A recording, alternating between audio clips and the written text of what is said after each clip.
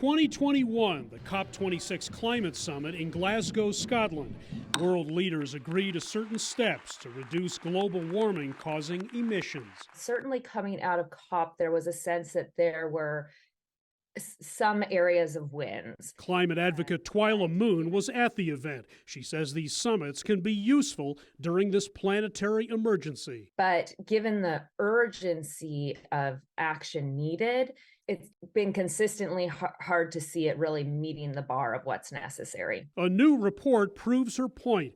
The International Institute for Sustainable Development finds that in 2022, $1.4 trillion in public money flowed into coal, oil, and gas in the world's 20 largest economies, a record despite pledges made at COP26 to reduce inefficient fossil fuel subsidies. The bulk of that money came in the form of consumer subsidies as governments tried to cushion the impact of the pandemic and the Ukrainian conflict on energy prices. When she learned of the study, Moon felt certainly frustration and disappointment. Unfortunately, it does not feel particularly surprising. The work that they did in that report is really important and useful to help document this ongoing high levels of subsidization, but not a surprise, no. This type of spending is counterproductive, critics say. Both dangerous and frankly stupid, because it's a very inefficient use of money for what it was meant to do. You end up paying the most money to the richest people in your society who consume the most energy. By cutting subsidies for fossil fuels, he says, they would be more expensive, so people would use them less, so they would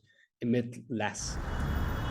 Authors of this report are calling on G20 leaders to end fossil fuel subsidies to rich countries by 2025. They have allowed the carbon-based industry to remain competitive with many of the new technologies that are coming online. Renewable energy also saw public financing go up in 2022, but not nearly as much.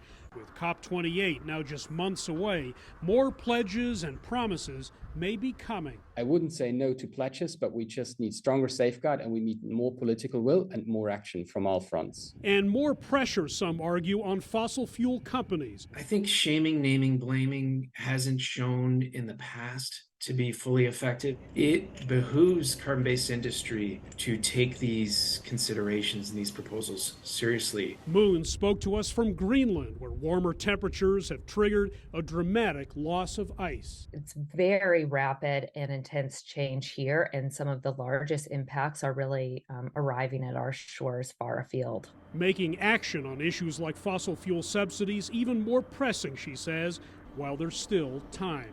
Hendrik, Sybrandy, CGTN, Denver.